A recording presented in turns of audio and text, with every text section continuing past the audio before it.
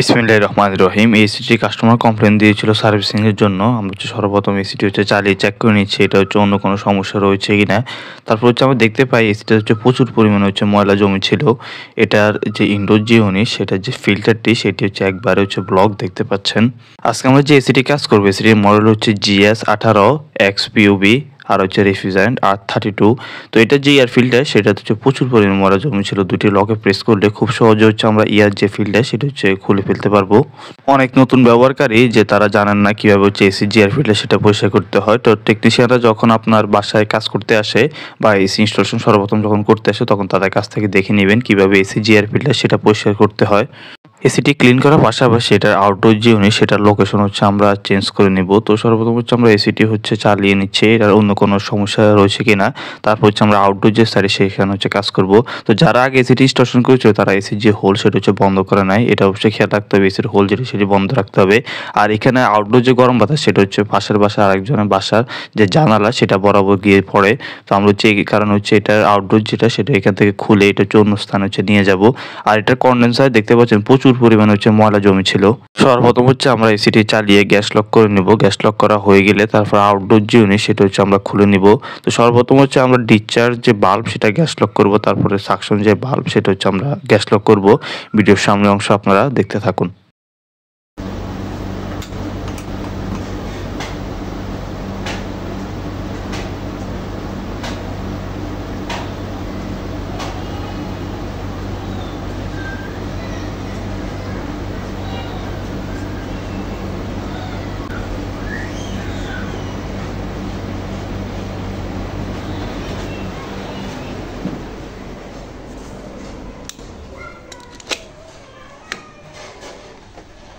Gas lock করা হয়ে গেলে সাথে সাথে এসির পাওয়ার যেটি সেটা ডিসকানেক্ট করে দিতে হবে। আর আমরা এখন সার্ভিস যে বাল্ব সেগুলো আমরা খুলে নিব।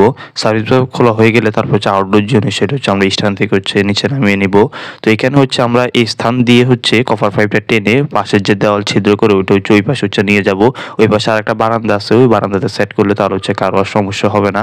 এসির আউটডোর তাপমাত্রা দেখে খেয়াল রাখতে হবে যাতে প্রতিবেশী কারো বাসার মধ্যে গরম বাতাস গিয়ে যাতে না পড়ে, এই বিষয়টি লক্ষণীয়। এসির আউটডোর ইউনিটের নিচে নামার পর দেখতে পাচ্ছেন এটা যে লুক একবারে ময়লা ভালো পরিমাণে জমে ছিল। বিশেষ করে কন্ডেন্সার গুলো একবারে ব্লক হয়ে গিয়েছিল, এই বিষয়টি খুবই লক্ষণীয়। এসি বিস্ফোরণের অন্যতম কারণ এসি যদি আপনি ঠিকভাবে যে সার্ভিস না নেন। আর এসির কুলিং কয়েল এবং কন্ডেন্সার জিনিস সেটা যদি ময়লা জমে বেশি তার এসির যে কর্মদক্ষতা সেটা হ্রাস পায়, এতে করে বিদ্যুৎ যে বিল সেটাও বেশি আসে। আর ইনডোর যে ইউনিট সেটার অবস্থা দেখতে পাচ্ছেন এটা চেম্বারও প্রচুর পরিমাণে ময়লা জমে ছিল।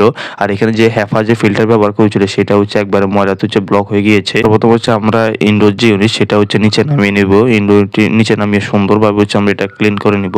এর ইনডোর এবং আউটডোর যে ইউনিট সেটা ক্লিন করার সময় খেয়াল রাখতে হবে ইনডোর ইউনিটের পিসিবি থাকে এবং যেহেতু ইনভার্টার এসি আউটডোর পিসিবি থাকে, পিসিবিতে যাতে কোনোভাবে যাতে পানি প্রবেশ না করে এই বিষয়টি খেয়াল রাখতে হবে। পিসিবিতে সুন্দর করে পলিথিন দিয়ে আবদ্ধ করে দিতে হবে যাতে পানি প্রবেশ না করে।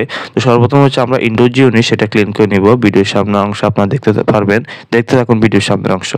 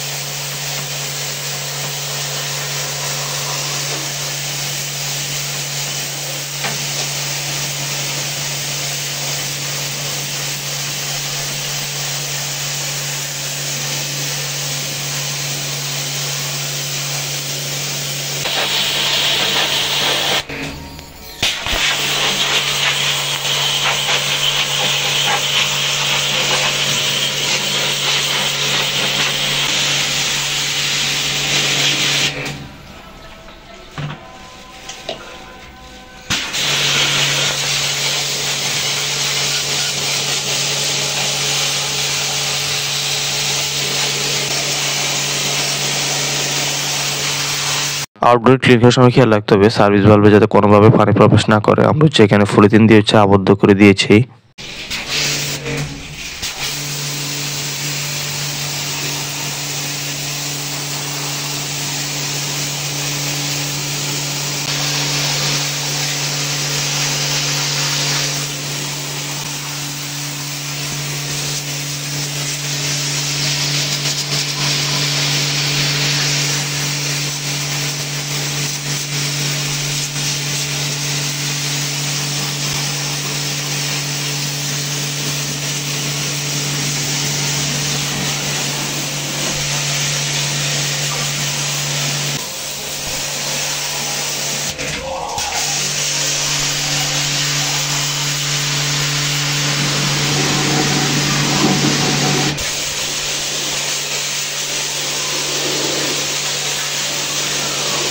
এসির ইনডোর ইউনিটের কুলিং যে কয়েল অর্থাৎ ইভাপোরেটর হচ্ছে আমরা ক্লিন করে নিয়েছি। এখন হচ্ছে ইনডোর যে কেসিংগুলো সেগুলো হচ্ছে আমরা ক্লিন করে নিচ্ছি। কেসিংগুলো ক্লিন করা হয়ে গেলে তারপর হচ্ছে আউটডোর যে ইউনিট সেটা হচ্ছে আমরা সেট করার হচ্ছে কাজ করব। আর এটা যে আউটডোর যে ইউনিট সেটা যেহেতু অন্য বারান্দা লাগবে, আমরা কভার পাইপটাকে হচ্ছে সুন্দর করে হচ্ছে এটাকে বাস করে নিয়েছি। তারপর হচ্ছে কভার যে পাইপ সেটা হচ্ছে আমরা সেট করে দেবো। কভার পাইপ সেট করা হয়ে গেলে তারপর হচ্ছে আউটডোর সাইডে আমরা কাজ করব।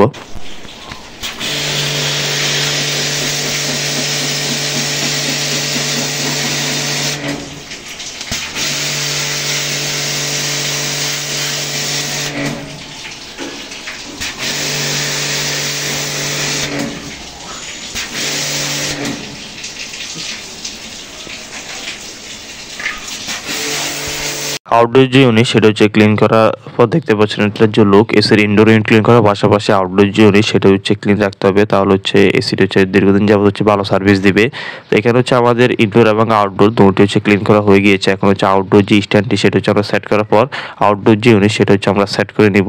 আর হচ্ছে এখানে যে কভার যে পাইপ সেটা হচ্ছে আমরা এই স্থানে হচ্ছে নিয়ে এসেছি দেখতে পাচ্ছেন। আউটডোর জিনিস সেটা সেট করা হয়ে গেলে তারপর হচ্ছে 5G কানেকশন সেটা আমরা করে নেব। 5 কানেকশন করা হয়ে গেলে মোস্ট ইম্পর্টেন্ট যে কাজ ভ্যাকুয়াম করতে হবে। এসি স্থাপনের সময় ইউনিটকে ভ্যাকুয়াম না করা হলে ইউনিটের যে কার্যকারিতা সেটা হচ্ছে আস্তে আস্তে কমে যাবে। তো ভিডিওর সামনের অংশে আমরা ইউনিটটাকে ভ্যাকুয়াম করব, দেখতে থাকুন।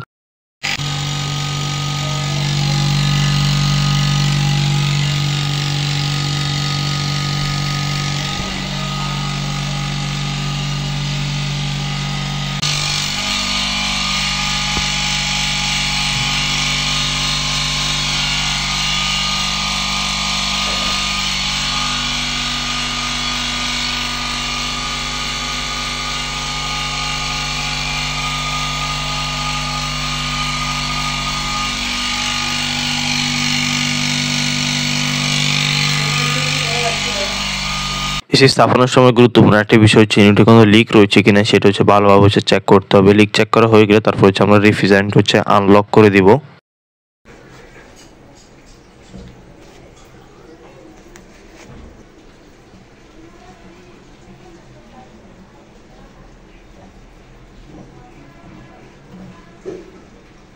এসির আউটডোর যে ইউনিট সেটা ইনস্টলেশনের কাজ প্রায় শেষ পর্যায়ে। রেফ্রিজারেন্ট হচ্ছে আনলক করা হয়ে গিয়েছে, ভ্যাকুমের কাজ তো আগেই শেষ। তো এখন হচ্ছে এখানে হোল বন্ধ করা হচ্ছে কাজটি হচ্ছে বাকি রয়েছে।